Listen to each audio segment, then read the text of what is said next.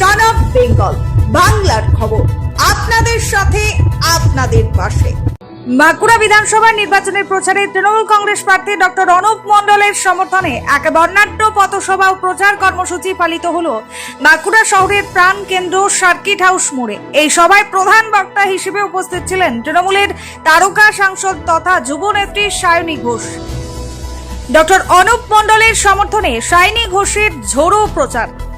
আসন্ন বিধানসভা নির্বাচনকে সামনে রেখে বাঁকুড়া বিধানসভা কেন্দ্রের তৃণমূল কংগ্রেস প্রার্থী ডক্টর অনুপ মণ্ডলের সমর্থনে প্রচারের পারদ তুঙ্গে। বাঁকুড়া শহরের গুরুত্বপূর্ণ সার্কিট হাউস মোড়ে এক বিশাল পথসভার আয়োজন করা হয়। সেখানে হাজার হাজার মানুষের উপস্থিতিতে জনসংযোগ সারেন সাংসদ সায়নী ঘোষ। সায়নী ঘোষের আগমনকে কেন্দ্র করে সার্কিট হাউস মোড় চত্বরে তৃণমূল কর্মী সমর্থকদের পাশাপাশি সাধারণ মানুষের উপচে পড়া ভিড় লক্ষ্য করা যায়।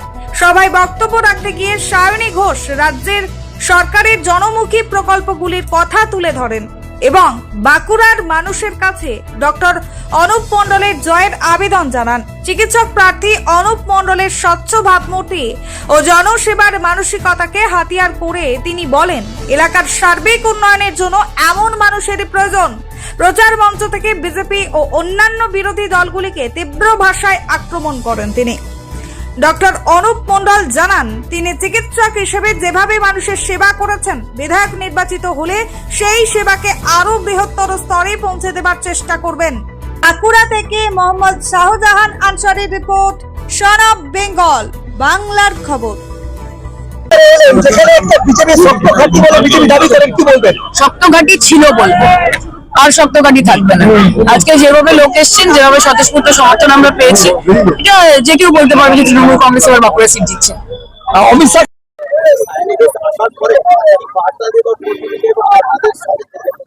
বার্তা কিছুই না, বার্তা যা দেওয়ার যে আমাদের এই বিধানসভা জিততে হবে, সবাইকে একসঙ্গে লড়তে হবে এবং মা বোনদের উদ্দেশ্যে বললেন। আমাদের মাননীয় মুখ্যমন্ত্রী যা যা সব প্রকল্প দিয়েছেন সেগুলো আবার রিমাইন্ডার দিলেন এবং আগামী দিনেও সেগুলো আরো ভালোভাবে হবে, আরো বড় আকার হবে এবং এগুলো আরো শ্রীবৃদ্ধি হবে, এই বার্তা দিলেন। এগুলোই কর্মীদের অক্সিজেন। আজকে ঝড় বৃষ্টিকে উপেক্ষা করেও প্রচারে এলেন, কি বলবেন? এটাই তো তৃণমূল, এটা দিদি শিখেছেন মানুষের পাশে থাকার জন্য। ঝড় বৃষ্টি উপেক্ষা করে আমাদের কাজ করতে হয়, আর মানুষের পাশে থাকার জন্য ঝড় বৃষ্টিকে যদি আমরা উপেক্ষা না করতে পারি তাহলে মানুষের সাথে থাকা যাবে না। উনি দেখলেন তো, শুধু উনি নাম তো, উনি সাংসদ ঠিক আছে, কিন্তু যা কর্মী আমাদের আজকে ওখানে জমায়েত হয়েছিল তাতে তো আমাদের দেখার মতো।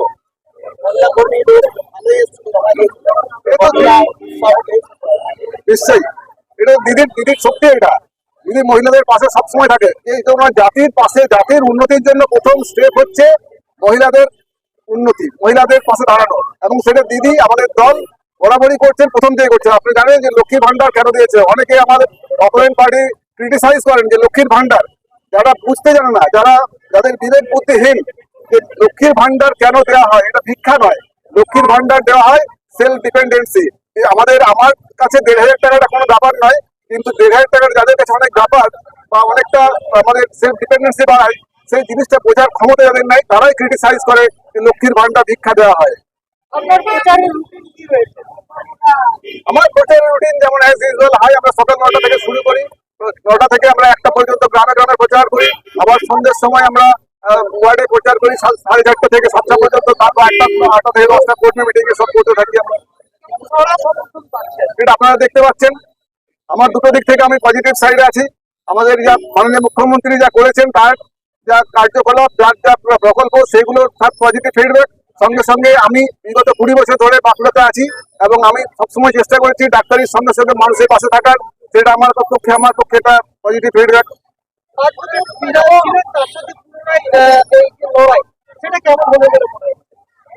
এইটা নিয়ে আমি কোনো কমেন্ট করতে চাইছি না। আমি আমার কথা ভাবছি। আমি বললাম যে আমি রাজনীতিটাকে ওইভাবে মেটাতে চাই না, ধর্মের রাজনীতি করতে চাই না। আমি চাই রাজনীতি এরকমই হোক, পশ্চিমবাংলার রাজনীতি, ভারতবর্ষের রাজনীতি এরকমই হোক। মানুষের পাশে থাকা রাজনীতি, মানুষের উন্নয়নের স্বার্থে রাজনীতি, মানুষের উন্নয়নের জন্য, চাকরির জন্য রাজনীতি হোক, দেশের জন্য রাজনীতি হোক, আমার রাজ্যের জন্য, রাজ্যের উন্নতির জন্য রাজনীতি হোক।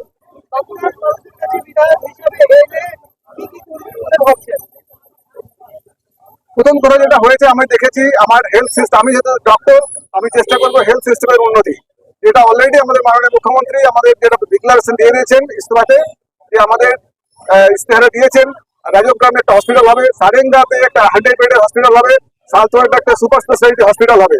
এর সঙ্গে সঙ্গে আমি চেষ্টা করবো, আমি যদি এখানে বিধায়ক হতে পারি, মেডিকেল কলেজের কিছু একটা উইংস, নতুন উইংস, একটা সুপার স্পেশালিটি উইংস খোলার, এটা আমার থাকবে প্রথম ক্রাইটেরিয়া। তার সঙ্গে সঙ্গে প্রাইমারি এবং আপার প্রাইমারি স্কুলগুলোকে আপগ্রেডেশন করা, এবং আমাদের মাননীয় মুখ্যমন্ত্রী অলরেডি দিয়েছেন যে আমাদেরকে যে স্কুলগুলো আছে সেগুলোকে আমরা কিছু কিছু ইংলিশ মিডিয়ামে কনভার্সন করার চেষ্টা করতে হবে।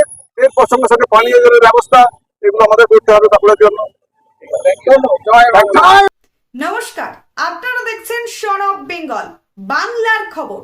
সন অফ বেঙ্গলের মাধ্যমে প্রত্যেকটা খবর সবার আগে আপনাদের কাছে পৌঁছে দিই আমরা। সন অফ বেঙ্গলের প্রত্যেকটা খবর ফেসবুক, ইনস্টাগ্রাম এবং ইউটিউবের মাধ্যমে শেয়ার করা হয়।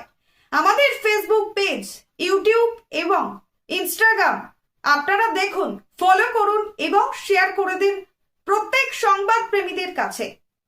আমাদের ফেসবুক পেজে যান, সেখানে গেলে দেখতে পাবেন রাজনীতি, খেলার খবর এবং বিনোদন জগতের সমস্ত আপডেট সহ লোকাল খবরের খুঁটিনাটি উপলব্ধ। তাই সঙ্গে থাকুন, দেখতে থাকুন সন অফ বেঙ্গল বাংলার খবর।